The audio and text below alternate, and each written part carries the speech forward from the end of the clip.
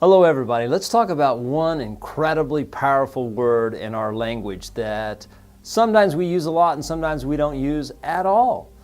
Have you seen a beautiful person that you wanted to speak to, that you wanted to get to know, but you didn't even move anywhere towards that person or even ask their name?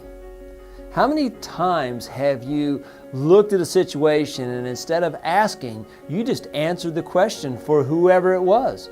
Say, for instance, you want to get a job at an incredible company, and instead of applying for the job or even taking any kind of action, you say, well, they wouldn't hire me because, and then you have a whole list of reasons that they won't hire you. Or you want to buy a house, and instead of just taking some action and asking the right questions, you don't ask any questions. You answer the other people's questions for them. You want to go to the bank and get a loan, and instead of going to the bank to get a loan, you just answer the question for the loan officer without even talking to them whether or not you would be qualified for a loan. Okay, where I work at right now, there are people that need cars.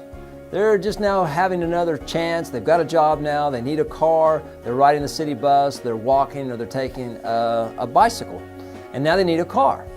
So a lot of them say, well, I want to go down to the car lot and I'm gonna finance a car, and they're gonna pay like 20% over market, and they're gonna make these payments. It's gonna be tough on them. So I say, instead of going down to one of those note lots and buying a car, why don't you just ask a person if they have a car that they will give you or sell to you for less than $500?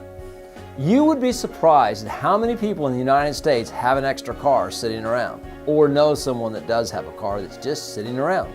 There are thousands and thousands of cars. So here's a very simple system. Ask 10 people for 10 days if they have a car or they know someone that has a car that they would be willing to give them. That's it. 10 days, 10 people, ask, do you have a car that I could have? Or do you know somebody that has a car that I could have?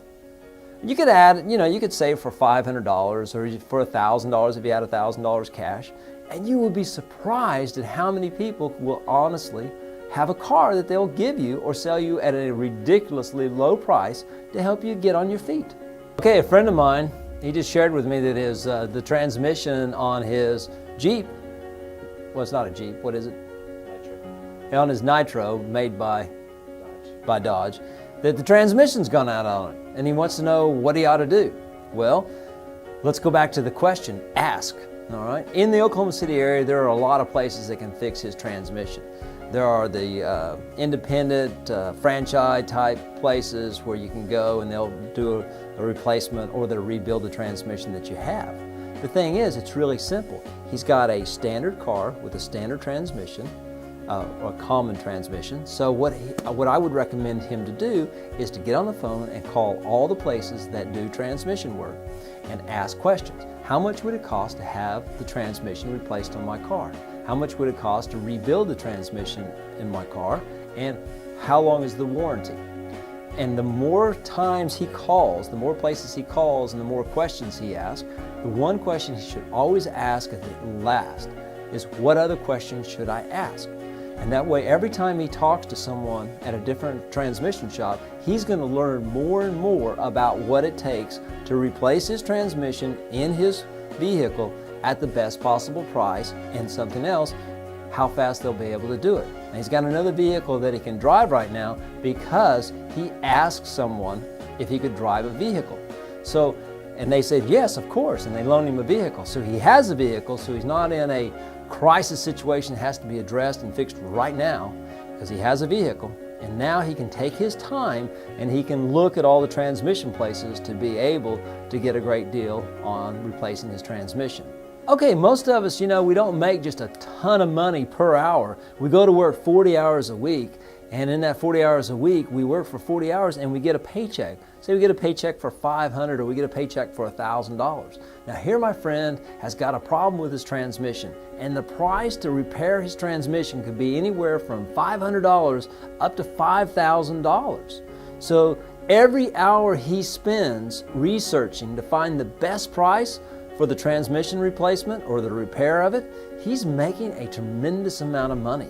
If you think about if he can save $1,000 and he only researches for 3 hours, that's over $300 an hour that he would basically be making by spending the time researching to find the best price on replacing or repairing his transmission. So whenever you're getting ready to buy something, spend some time researching to find the best price and the best deal you can, and use the word ask. I'd like to ask you. Another thing is, dumb is smart and smart is dumb. When you're wanting to purchase something, don't act like you know everything. Do use the whole Columbo approach. Say, look, I don't know what I'm doing. This is the first time I've repaired the transmission, or this is the first time I bought a car, or this is the first time I bought a house. Can you help me to make the right decision? And as you ask that question, people want to help us. And so they'll give us more information. Now, if we go in as an expert, I know everything. Well, they're going to say, since you know everything, I'm not going to tell you the fact that this, and this, because you know everything.